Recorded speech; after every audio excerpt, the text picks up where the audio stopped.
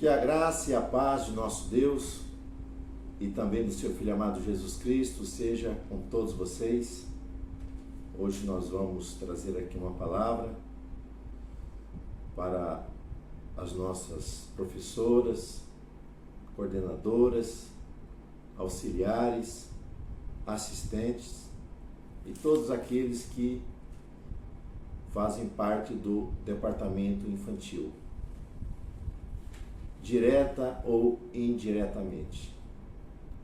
A temática do próximo congresso está relacionado com crescer e frutificar. E esse é o desejo, a vontade de Deus para todos aqueles que foram chamados para serem salvos, que possam produzirem no reino de Deus. Jesus, ele ilustra ali em Marcos 4 a parábola do semeador ou do agricultor que sai a semear. Nós vamos ver que há alguns tipos de solo que a semente ela não vai crescer, não vai germinar. Porém, há a boa terra, aonde há a frutificação e a multiplicação ali daquela semente naquele solo.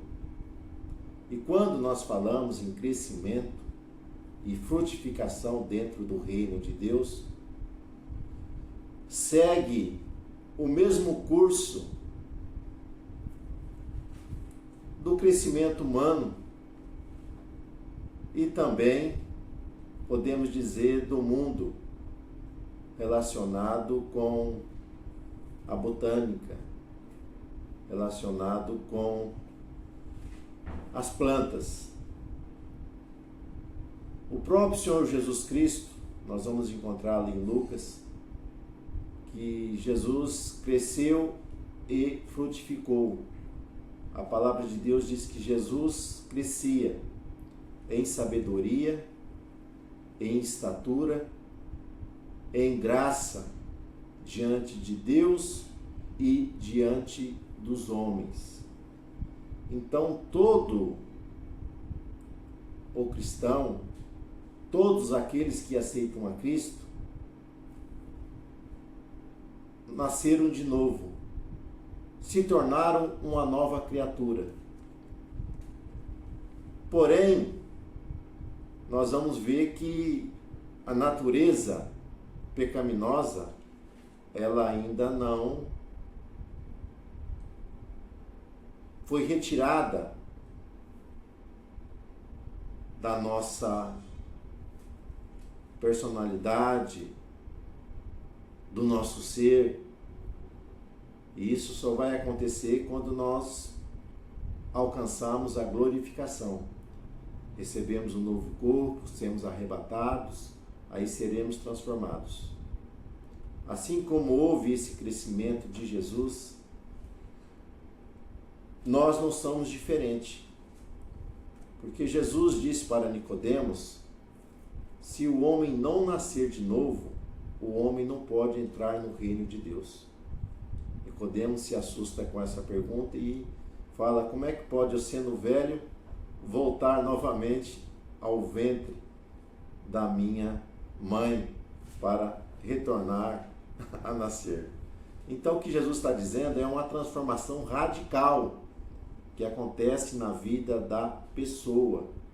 Porque Paulo, escrevendo aos Efésios, diz que antes nós estávamos mortos em delitos e pecados, mas nós fomos vivificados por Cristo. E se nós nascemos de novo, nós precisamos ser construído o nosso caráter de acordo com a palavra de Deus. Então, quando há a regeneração, que é a conversão, fé, Mas arrependimento gera a conversão, que ocorre o quê? A regeneração, que é o novo nascimento, que é o agir do Espírito Santo na vida da pessoa. Nós vamos ver que a velha natureza, ela não morre, ela é sufocada, mas ela precisa ser derrubada e ser construído agora o quê?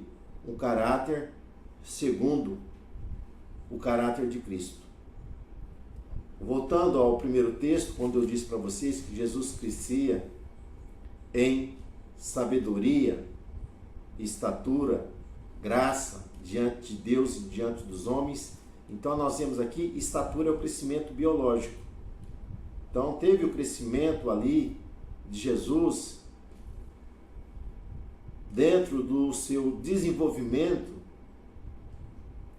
do seu corpo, passando pela infância, adolescência, juventude, chegando ali à sua maturidade. E isso ocorreu de forma o quê? Natural. Porém, se nós formos verificar nesse desenvolvimento natural, físico de Jesus, nós vamos ver que há o quê? Um crescimento espiritual junto. Porque o texto diz que Jesus crescia em sabedoria. Sabedoria aqui, no grego sofia, é diferente de conhecimento, que é gnosis. Então a pessoa, ela pode ter o conhecimento, mas se ela não tiver o que? A sabedoria para aplicar aquilo que ela conheceu, que ela recebeu, nós vamos ver que ela pode não frutificar. Ela pode crescer, mas não frutificar. Porque é a planta que cresce, mas não produz. Ela é estéril. Quando diz que Jesus crescia em sabedoria, é que Jesus recebeu o conhecimento relacionado à palavra de Deus, porém, havia o temor do Senhor. E lá em Provérbios, capítulo 1, verso 7, vai dizer que o temor do Senhor é o princípio da sabedoria. Então, o conhecimento, o homem, ele adquire através do estudo. Só que a sabedoria, ela vem num relacionamento íntimo de comunhão com o Todo-Poderoso, com o Deus do céu. Porque Tiago, escrevendo a sua carta, disse: se alguém tem falta de sabedoria, peça a Deus, que Deus dará de uma maneira deliberada. Então, por mais preparado que a pessoa seja no conhecimento, podemos dizer, da palavra, mas se ele não tiver sabedoria do alto para fazer essa aplicação na sua vida e na vida dos pequeninos, ele só vai transmitir o quê? O conhecimento, vai ajudar alguma coisa, mas quando tem a sabedoria, chega o que? Ao coração. Chega ao coração. A terceira parte, crescia em sabedoria e estatura, a terceira parte em graça diante de Deus e diante dos homens. Então nós temos que separar esses dois crescimentos aqui. Em graça diante dos homens é a pessoa alcançar o favor dos homens através de um bom testemunho, através da bondade, através de boas ações, através de boas atitudes. Isso é louvável. Só que isso ainda não é a solução. Porque o homem, além de ter graça diante dos homens, ele precisa ter graça diante de Deus. Sabemos que a salvação, ela é pela graça, através da fé. Então, graça é um favor imerecido. Nós não merecíamos ser salvos, mas Deus nos ama e quis nos salvar. E Paulo diz que nós não podemos receber a graça em vão, porque quem recebe a graça em vão, ele fica sem graça. E quem fica sem graça, cai em desgraça. Logo, já não tem a graça de Deus. Pode ter a graça dos homens. Então, a graça de Deus, ela precisa ser recebida. Mas quando nós somos alcançados pela graça de Deus, isso precisa ser recíproco. Mas o que é isso? Se nós somos lá para Gênesis, nós vamos ver que quando a humanidade se corrompia, nós vamos ver que o texto diz que Noé achou graça diante de Deus. O que é isso? Noé reconheceu que Deus é bom, Deus é misericordioso, Deus é justo, Deus é verdadeiro. Logo, se Deus é bom, a bondade precisa ser manifestada também em mim. Logo, se Deus é misericordioso, eu tenho que ter misericórdia para com o próximo. Se Deus é justiça, eu tenho que ser justo. Então, mesmo diante de um cenário de corrupção, de iniquidade, de pecado, nós vamos ver que Noé, ele escolheu